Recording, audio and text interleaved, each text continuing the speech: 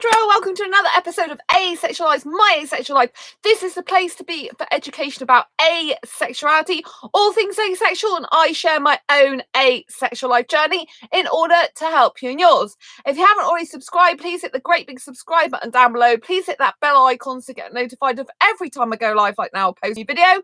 And don't forget to give this video a thumbs up if you're enjoying the content as we go along. If you don't know who I am Sandra Bellamy, author of Asexual Perspectives, 47 asexual real life stories, all in this book. And I'm also the founder of asexualise.com and the founder of Asexualise Academy. If you want to get a copy of this book, don't forget the links are in the description below. But tonight we've got a very special episode because this is a Shazam movie review. Yes, Shazam is a superhero movie, but with some twists and differences. So if you don't want to know about the movie, if you don't want any spoilers, if you hate knowing anything about movies until you've seen them, this video is probably not going to be the one for you. But if you don't mind some spoilers, if you don't mind being told sort of the basic moral of the story, without giving every single detail away about the action and what's going to happen, then this is the channel to watch right now. So what is Shazam? Shazam is a movie that is a superhero movie, but it is a superhero movie with a slight twist because the superhero is kind of he's a boy, really. I'll cut to the chase. He is a boy. And so, yeah, it's a bit of a twist. So I will go into the storyline, and like I said, this has got spoilers in it. So do not watch this if you don't want any spoilers. So Shazam starts off with this boy. The film starts off with this boy, and he's basically at a fairground with his mother. And he gets lost in the crowd because he's going after this compass. And he gets this, it's like a little compass thing. It's a plastic thing that kind of got the compass stuff on it. Anyway, he goes off to find it in the crowd, and he loses his mum. And he can't find his mum anywhere. And then he goes to the police officers. And then we follow the story of this boy and how he goes into care homes. So he goes into foster care and things like that. But throughout the whole film, nearly the whole film, his goal in life is to get back to his mother, is to find the mother that he got separated from when he was a little kid. And he goes through this journey of basically going from home to home to home, care home to care home to care home. He's always running away, constantly running away, because he's trying to find his mother. And he believes when he finds his mother, his life will be great. And until then, his life is pretty rubbish. So basically, as we go through the story, we see that he's never grateful for his life in the present moment. He's not grateful for his life, right? He's always trying to escape his current situation, right? He's trying to find the mum that he lost in the crowd. And he's always trying to go back to when he was a kid, right?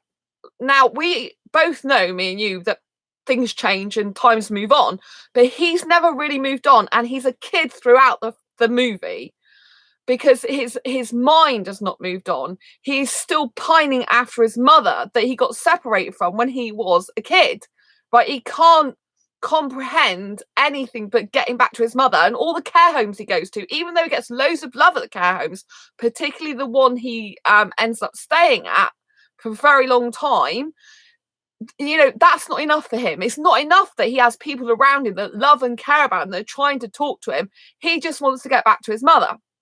And so the story is very interwoven between the reality of his sort of inner turmoil, and then he stumbles upon this place where he then gets an opportunity to become a superhero. But the way he treats people in his life, he is no superhero. He is the opposite of a superhero, because he will not take responsibility for his life. He won't take responsibility for other people's lives. He basically doesn't care about people. All he cares about is getting back to see his birth mum, and the people that are actually his foster carers that really do love him and care about him and want to make it work, and the other kids that are in the house, he kind of neglects their needs. in space of his own, and he kind of doesn't understand and acknowledge the love from other people because he's too wrapped up in himself.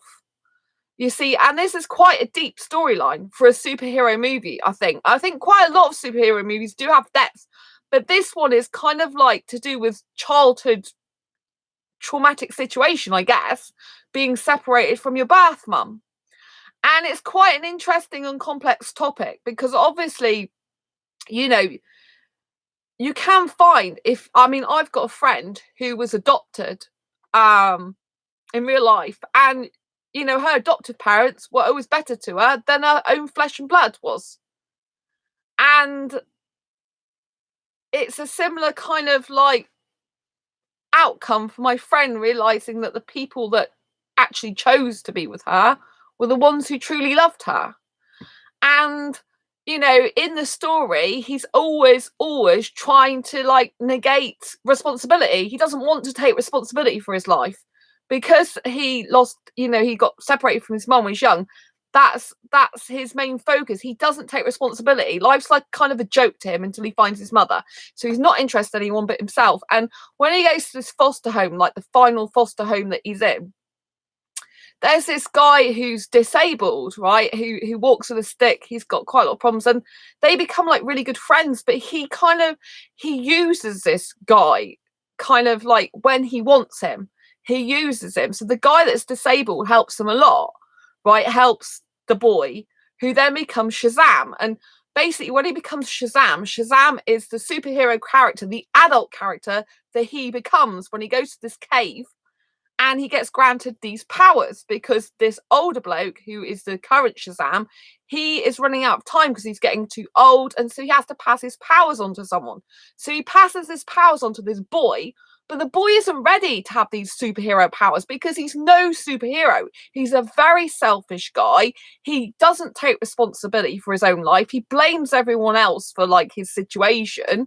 He doesn't think things through. He doesn't care about other people. He creates chaos in other people's lives, and he this guy who's his disabled friend who's being bullied at school, he doesn't come to the rescue. He's not there when he should be, because he's too busy getting all the girls and everyone to fancy him and go, look how good I am, when his own best friend that really does love him, he treats like dirt because he's so bothered about his ego and everyone liking him and thinking he's great, when really he's a coward. He's a coward who does not take responsibility for his own life, who blames other people for things and thinks his life is rubbish and doesn't see the beauty of what's actually in his life in the present moment. And I think we can all relate to that in some ways. I think we can all relate to some people that we know who are just like that. They're hugely flawed. They're people that don't realise the beauty of what's around them. They're always complaining. They're always blaming everyone else. They never take responsibility and say, look, I made a mistake. I cocked up. It's my life. I apologise, They're always blaming other people, always blaming other people. And they're always chasing something instead of looking at what's around them, and realizing the beauty of the people that do love them around them, the people that genuinely care, the people that want to be the friends, the people that make time for them. Because this foster care home, the final one he goes to, the kids around him, they actually love him as he is, but he can't see that. And he doesn't give love back to them for quite a long time. He's a very selfish guy. He's more into his ego, and everyone thinking he's great when he really isn't. And so the whole storyline is a contradiction between him as a boy, never growing up, never taking responsibility, fixated on finding his mother that never came to look for him, and not loving the people that were actually around him, caring about him and have his best interests at heart. And contrasting that with the superhero that he becomes when he inherits these powers from this guy. And he actually isn't a superhero. He's the opposite. He creates chaos. He creates pain. He creates accidents. He creates problems in people's lives. He doesn't care about people but himself. And so you've got this very, very continually contrasting storyline. And even though he's in an adult body, when he's Shazam, he's still like a child inside. He's like the 15-year-old kid inside, even though he's got the body of a superhero. You know, and he realizes very, very, very late into the film that he isn't the superhero that he portrays. And in order to improve his life, he needs to become that superhero. In order, when he finally finds out the truth about his mother is not what he thought it was, he finds an answer, but it's not the answer he wants. And when he finds it, only then does he realise, look what I've got in front of me, you know? And so the story is very, very much about this young guy's journey of finding himself and also finding the superhero in himself and loving people around him in the moment. You know, loving people that give love to him voluntarily, not through force. You know, not because they're blood related, but because they really genuinely care about him. They want to be his friend. They want to love him. They want him to be part of their family. And I'm sure you know that sometimes the people that are your own family are not necessarily your family in the sense they choose to be with you. They choose to love you. They choose to care about you. And the real family we have are the ones that, I mean, obviously I'm not saying every family, you know, like if you've got loving parents and loving relations, then that's fine. But in some cases, you can find that your real family is the friends that stand by you, the friends that love you for who you are, the friends that allow you to grow, the friends that really care about you for who you are as a person, and the friends that bring out the superhero in you, who say, you know, look, this isn't on, you know, who come to you for help and support, who grow with you, you know.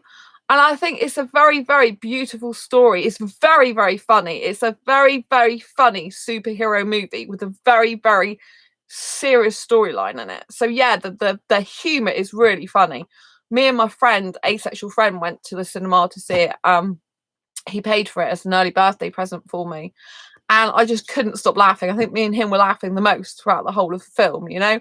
And it's just very, very, very cleverly done. I think it's a brilliant film. You know, the superhero stuff's great because he's kind of a really flawed superhero and his powers don't come naturally to him. So it's not like he goes bing one day and he's got all these superpowers. He, you know, it has to kind of work hard to figure them all out and to kind of grow in strength in order to get the powers. And I think that's kind of, again, part of the story, you know, as he grows as a person and he develops himself, he actually grows his superpowers stronger.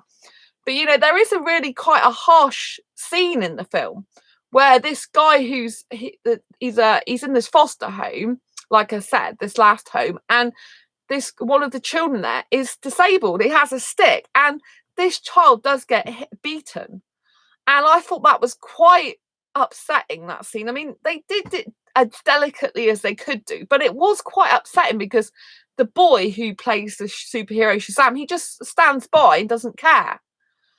And he doesn't take responsibility for the friends, because the friend basically says, I know the guy who plays Shazam, you know, he'll be here, the superhero be here, he'll be here to prove that I know him, because obviously he's not a cool kid. The guy with disability, he's not seen as a cool kid, he's seen as an outsider.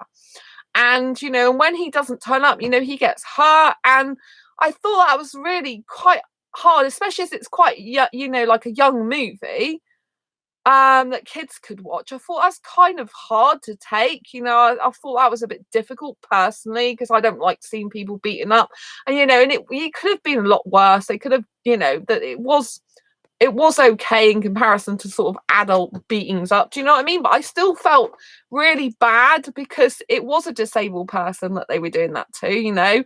He does walk with a stick, and he was different, and it did kind of upset me a little bit, that scene. So if you are going to see the movie, just be aware that there is a bit of a physical hit, physical stuff going on, beating. You can't see loads, but it's enough, it's the implications and the way they've done it that do show that he is being hurt.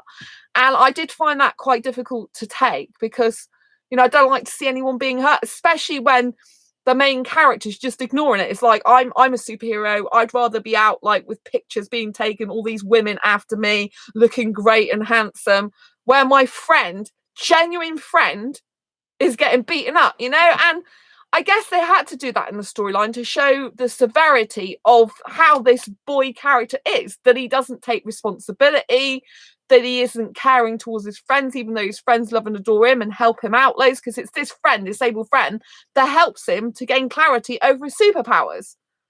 And instead of him kind of giving him a favour back, all he does is not show up, so he gets hurt. And so, I thought that's a very, very difficult part of the storyline. I really did. But I'm sure we can all relate to having someone in our lives at some point who they just don't take responsibility for their own actions. I mean, as I've grown through my own personal and professional development journey, I realise everyone in this world is responsible for their own life and their own actions. No one's telling you what to do. It's you that's got to make your own decisions in life. And it's you that's got to, figure out who's being caring and kind in your life, who actually does love you, and who's just telling you they love you. There's a big difference between someone saying, I love you, and treating you like dirt, and someone saying, I love you, and actually showing it. And I think that's, that's quite an important part of this storyline. The people that you think, this boy's always looking for his mum, who never actually came to look for him. And he's going after that, whereas the people that love him and care about him and want to spend time with him, eat, drink, look after him, he's treating badly. He's neglecting them. He doesn't register them. He's just blasé and too careless and, not responsible. And I think it's a really, really important to get this storyline across. I think it's very good for young people as well, that it's got a humour in it. It's got the superhero, but it does really show. I guess with the disabled boy, it does show quite a lot. You do feel for this disabled boy, and you feel that, how could he treat his best friend like that? Because this guy is really his best friend. Even though he doesn't acknowledge it, is really his best friend. He's there for him, helping him with his superpowers. He's there for him, helping him, understand his life. It's just very, very touching and heartwarming. And, like I said, I've learned from my own personal professional development journey over years that you're ultimately responsible for everything that happens in your life. I'm not perfect. I'm far from perfect. I got quite a few flaws, but I'll hold my hand up and say I've got flaws, and I will live and breathe with them. Someone says to me, oh, you're blah, blah, blah. If I agree with it, I won't disagree. I'll say, well, maybe I am. Hi, Zoo. Zuby. That's an unusual name. Hi, Sam. That's nice to see you. I didn't know you were watching. Lovely to see you. Thank you for watching. Yeah, I'm like quite a long way through the review now. I was just saying that, through my own personal and professional development journey, I've learned that it's really important to take responsibility for your own life, and that everything that you do is, your own responsibility. And, I was trying to say that I've, like the character has flaws. I've also got my own flaws, but I admit them. The problem is in this film, Shazam, the boy who is Shazam, he doesn't admit his own flaws. He's too wrapped up in his own ego. And I think that it's really important. Hi, Heather. Whoa, I got a full house today. That's nice. And I think it's really important storyline, especially for like kids and stuff, to know that that's not the right way to behave. Do you know what I mean? And that it's, you have to take responsibility. It's only in the very, very end of the film, when he starts taking responsibility and faces his fears, faces his demons, if you like, that he becomes stronger, and that his foster family, actually he can enjoy the love from them that otherwise he was rejecting all along. So in the end, he finally gets the love he seeks, but it's not in the form that he thought it would be. I think that's really important to know. Like, I'm glad Sam's on here, really, because, you know, I was saying that, you know, with family, sometimes the blood relations aren't, I'm not saying with my family, but I'm saying with some families, blood relations aren't necessarily your family. You know, like Sam, who's watching this now, and I've got a best friend called Annie as well, who often watches this channel. They're like my asexual family. You know, I love them to bits as my family. We're like a whole 3 family unit. It's really good. And so, you know, sometimes, you know, people that you choose to be your family are your family, if you know what I mean, because you've chosen them and they're special to you, and you just all click together and you've got your, you know, each other's best interests at heart. And I think that's the point of this story as well, in the end, that, you know, even though this boy was searching for his birth mother, it was actually the family that chose him were the ones who really loved and cared about him, are his true family, because they chose him and he chooses in the end to love them back. So I think it's a very, very good in-depth storyline. There is no sex in the movie, and if you know me from this channel, you know that I absolutely hate sex. It's not for me. I'm not saying other people can't have it. They can have all the sex they want. It don't bother me. But you know what I mean? I don't want it. I don't like it. So I specifically look for movies that have no sex in them and no nudity. And this is great because it doesn't have any sex or any nudity. There is, like, the main character, Shazam character, I would say he does fancy his foster sister, I would probably say. The girl that's living with him, this older sister. I would say he does fancy her because of the way he looks at her and speaks to her sometimes. So I'd say there is a little bit of that sort of chemistry, especially as he's like developing his brain a bit more, and he's going into the adult character of the superhero more. He's noticing her more. So I think there is maybe that little bit of sexual chemistry, maybe, but it doesn't, you know, it's very, very subtle. And so I'm really happy that it's got no nudity. I don't forget to give this video a thumbs up if you're liking the content, by the way. You know, there's no nudity, there's no sex in it.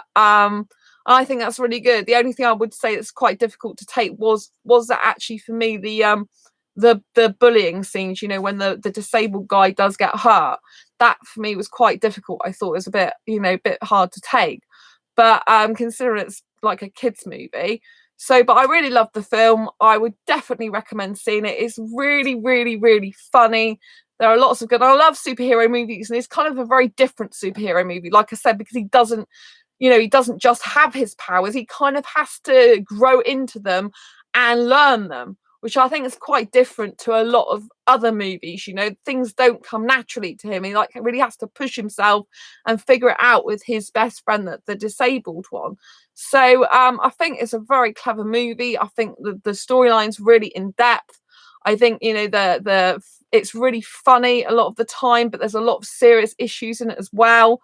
So I definitely recommend it to watch.